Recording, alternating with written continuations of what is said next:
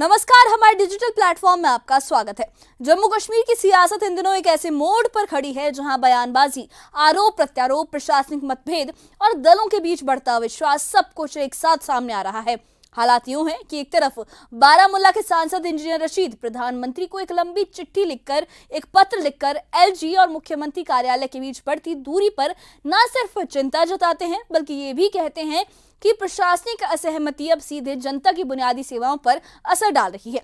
दूसरी तरफ पुलवामा की सड़कों पर बीजेपी कार्यकर्ता वादा खिलाफी के आरोप लगाते हुए नेशनल कॉन्फ्रेंस सरकार के खिलाफ मार्च निकालते हुए दिखते हैं, जहां जनता की उम्मीदों, अधूरे वादों और ठहरी हुई तरक्की का मुद्दा सबसे आगे है। इधर जेकेपीएससी परीक्षाओं को लेकर एक नया सियासी संग्राम खड़ा हो जाता है, जहां नेशनल कॉन्फ्रेंस पीडीपी और बीजेपी दोनों पर ब्लेम गेम खेलने और युवाओं की परेशानियों को सिर्फ राजनीतिक हथियार बनाने का इल्जाम लगाती है। और इसी बीच पुंछ में उप मुख्यमंत्री सुरेंद्र चौधरी का तीखा बयान सामने आता है।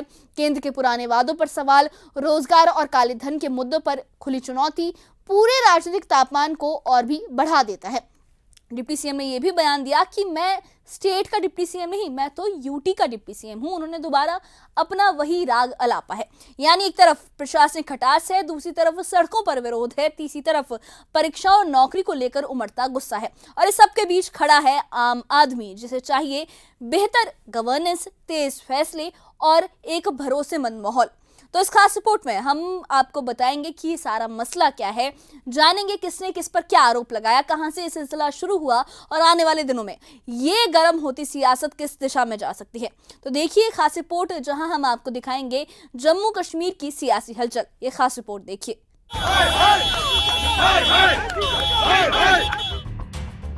जम्मू कश्मीर में 3 अलग अलग राजनीतिक घटनाओं ने माहौल गर्म कर दिया।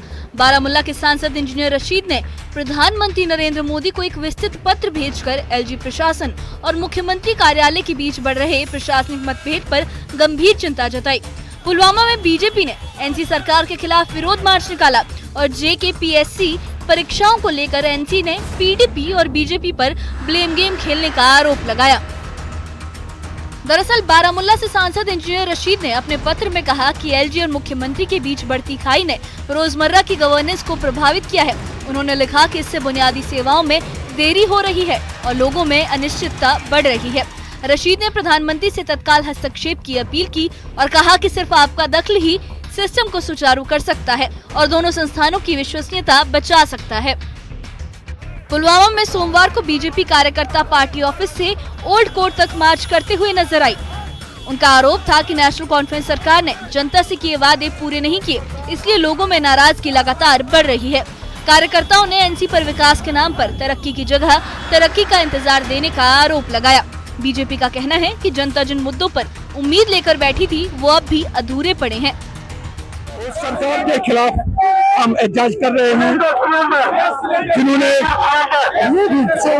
झूठे वादे करके उनसे वोट लिए हुकूमत बनाई, चाहे सरकारी नौकरी हो, चाहे इंस्टॉलेशन मीटर हो, चाहे 12 सिलेंडर हो, चाहे चावल हो, और वो सब उनके जो वादे रहे वो झूठे रहे, नाकाम रहे और एक वादा भी उन्होंने हमसे पूरा नहीं किया। यहाँ की महंगा आवाम,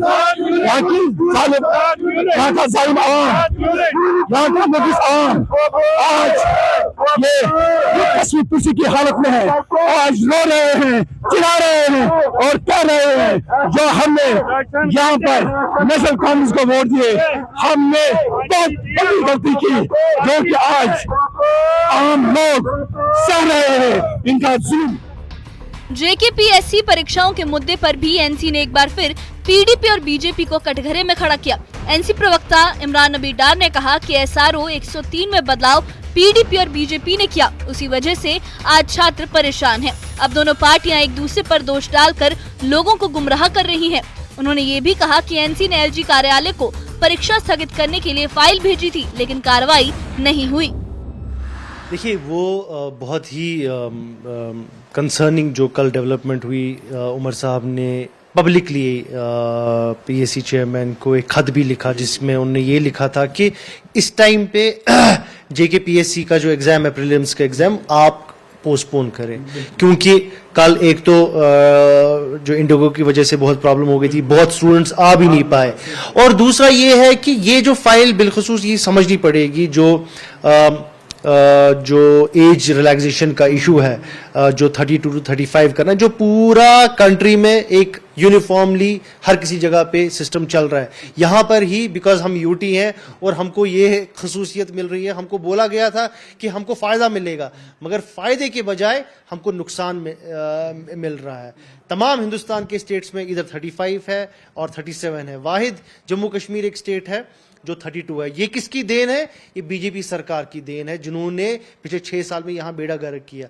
और ये साथ ही साथ ये फाइल जो बार बार जिसकी बात की जा रही है, ये तो एलजी साहब के पास 3 साल से पड़ी हुई है। ये तो अगर उनको ये क्वेरी उठानी थी पिछले 3 सालों से, ये क्वेरी क्यों नहीं उठाई उन्होंने? अगर जीएडी के साथ उनका कांटेक्ट था, उमर साहब का तो इसमें लेन देन है ही नहीं, उमर साहब की ऑफिस की इन्वॉल्वमेंट है ही नहीं। हम तो लोगों के और बच्चों का जो मुस्तकबिल देख के हम परेशान हो गए हैं। पुंछ में उप मुख्यमंत्री सुरेंद्र चौधरी से जब बंकर निर्माण पर सवाल पूछा गया तो उन्होंने सीधा कहा, मैं यूटी का डिप्टी सीएम हूँ, स्टेट का नहीं। कुछ काम एमएचए करेगा और कुछ बातें मैं मीडिया में नहीं कहना चाहता। उन्होंने बीजेपी और केंद्र सरकार को निशाने पर लेते हुए कहा कि 2014 में 15 लाख देने का वादा हुआ, 2 करोड़ नौकरियों का वादा हुआ, काला धन वापस लाने का वादा हुआ। 11 साल में क्या दिया? हमें 1 साल हुआ है, हमें 5 साल बाद हिसाब देना है। 5 साल वाले पास होंगे, 11 साल वाले फेल। ये तुम एमएचए ने करना है। अब आपको पता है, अब कुछ सवाल ऐसे हैं जो मैं स्टेट का डिप्टी चीफ मिनिस्टर नहीं हूँ, मैं जम्मू कश्मीर की एक यूटी का एक डिप्टी चीफ मिनिस्टर हूँ। और यूटी में आप हालात देख रहे हैं क्या है, कुछ चीज़ें मैं आपके मीडिया में नहीं कहना चाहूँगा। आप मेरे इर्द गिर्द थोड़ा सा ऑब्जर्व कर लें, आपको खुद पता चल जाएगा कि जो मूवमेंट होनी चाहिए थी पुंछ के अंदर, क्या वो मूवमेंट है। तो इसलिए आप समझ रहे हैं मैं क्या बोल रहा हूँ।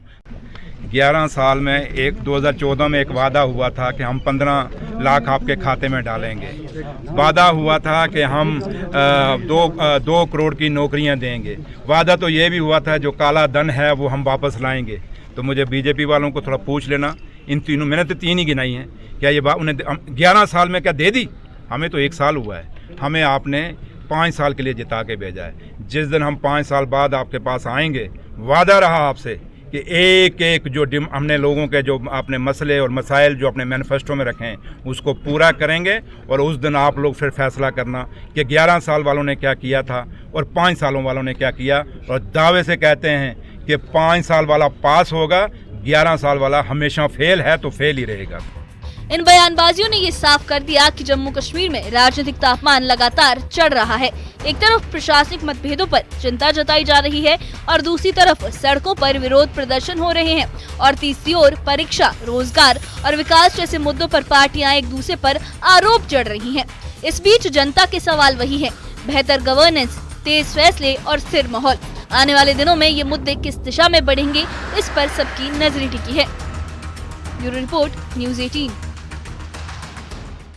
तो ये थी जम्मू कश्मीर की सियासी हलचल की पूरी कहानी, जहां 3-4 मोर्चों पर एक साथ बयानबाजी जारी है। सांसदों के पत्र हो, चाहे वो इंजीनियर रशीद का पत्र हो प्रधानमंत्री को, प्रशासनिक मतभेदों तक, पुलवामा की विरोध मार्च से लेकर जेकेपीएससी परीक्षाओं के विवाद तक और पुंछ में डिप्टी सीएम के तीखे सवालों तक, ये पूरा मामला जो है, ये पूरी जो वारदातें हैं, घटनाक्रम है, ये एहसास दिलाते हैं कि यहाँ की राजनीति अभी एक बेहद संवेदनशील और बदलते दौर से गुजर रही है, जहाँ हर बयान का असर है, हर विरोध की अपनी गूंज है और हर परीक्षा, रोजगार से जुड़ा फैसला हजारों युवाओं की जिंदगी से सीधा ताल्लुक रखता है।